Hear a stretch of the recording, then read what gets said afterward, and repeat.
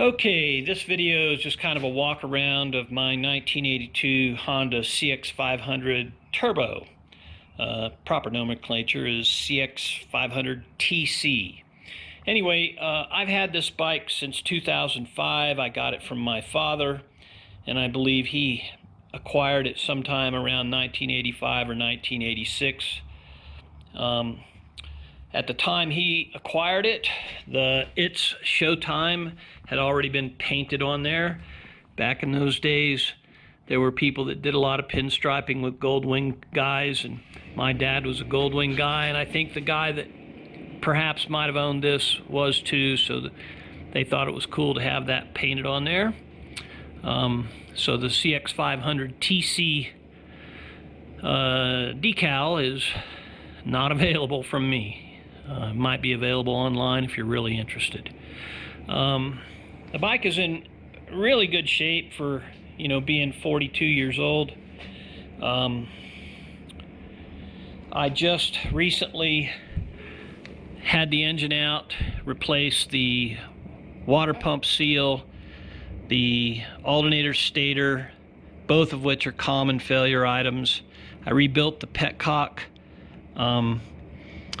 The seals for the shift lever, and I think that's the only one down in that area. That was replaced as well.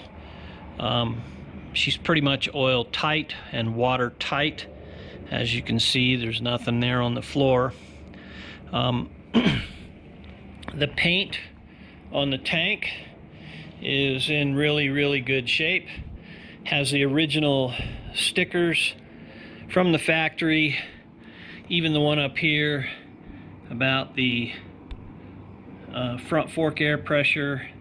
The break-in service sticker is still there. The guy who owned it originally didn't take any of that off, and my dad didn't take anything off, and so by the time I got it, they were pretty much on there for good, and I wasn't going to bother to take them off either. Since we're up here looking, you can see the mileage, 32,073. That may change by the time this thing goes up for sale, because I'll put a little bit of miles on it, maybe. You can see a crack here in this plexiglass. I think you can see that crack. That crack has been there since I've owned the bike, so since 2005. Don't know what caused it. It hasn't grown, but it is what it is. Not worth worrying about or replacing. The clock still functions. All the digital stuff functions. All the gauges function.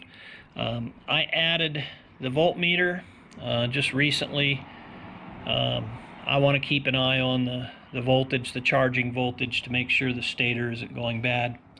You can see the hand levers, the buttons, all of this stuff. It's not faded. This bike has basically lived here in my garage for its entire lifetime with me. It lived in my dad's garage when he owned it, so it's never sat out in the sun much. Let's look down in here. You can see, now these fairings on these are fiberglass. They're not ABS plastic. They're actually laid up fiberglass, which is kind of unusual. Brake rotors, even though that looks grooved, it's not. The track anti-dive system is functional on this bike. Some scratches here on the fender.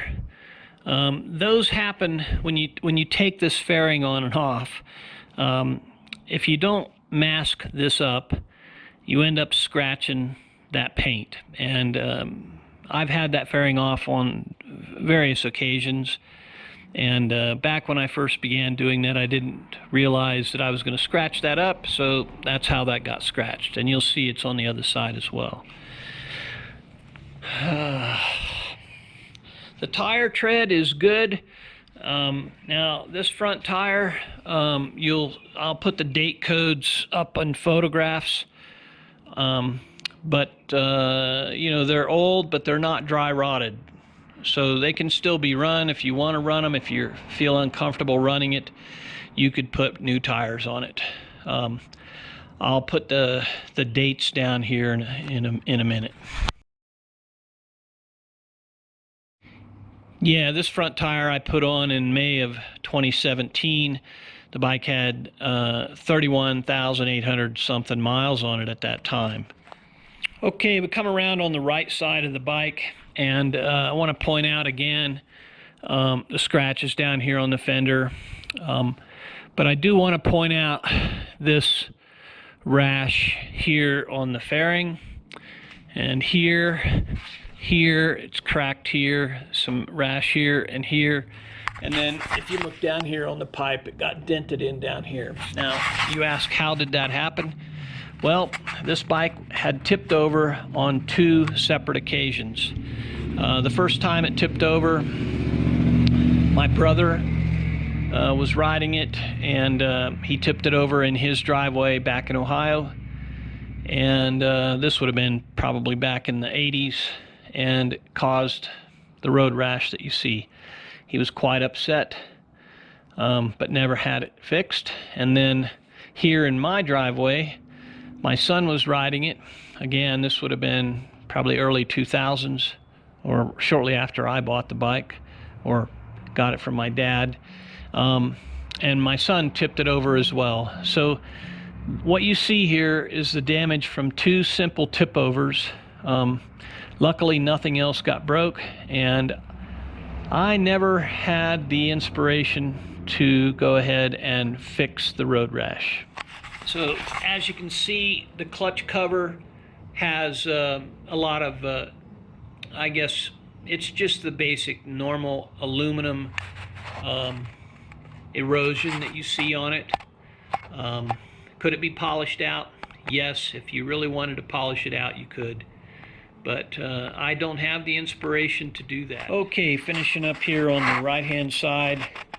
Again, you can see the It's Showtime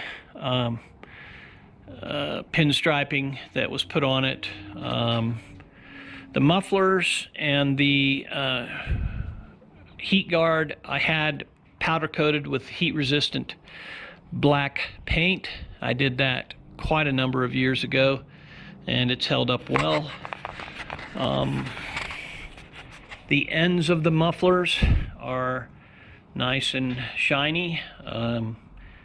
They don't have any real pits or corrosion on those. Let's see. The original sticker from the Honda shop that sold this bike, Patrick's Honda, and I believe that was in Xenia, Ohio. Okay, the rear tire, as you can see, also has quite a bit of tread in it. Now, it's a lot older. I put that tire on in 2009, and it has a bit more miles on it than the front tire. So it has about 6,000 miles on it. It's still got usable tread. It doesn't show any evidence of dry rotting, so you could still ride with that tire. But again, if your intent in purchasing this bike is to ride it, I would probably put new tires on it, just because. Okay, so over here on the left-hand side, you can see the pipe nice and shiny in there as well. No evidence of big-time corrosion, or really any corrosion for that matter. Well, let's see. So Honda from the factory, on these aluminum pieces, they'll plastic coat these, and so that plastic begins to fade and wear and show some evidence of yellowing.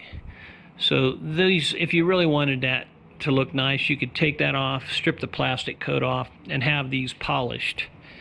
Again, I don't have any interest in doing that. And this little backrest, that's been on there, I believe, ever since my dad owned it. So it's been on there for a long, long time. And it just makes it nice if you're hauling a passenger, or if you're putting your backpack on there and you just need a place to strap it. I think that's probably it. I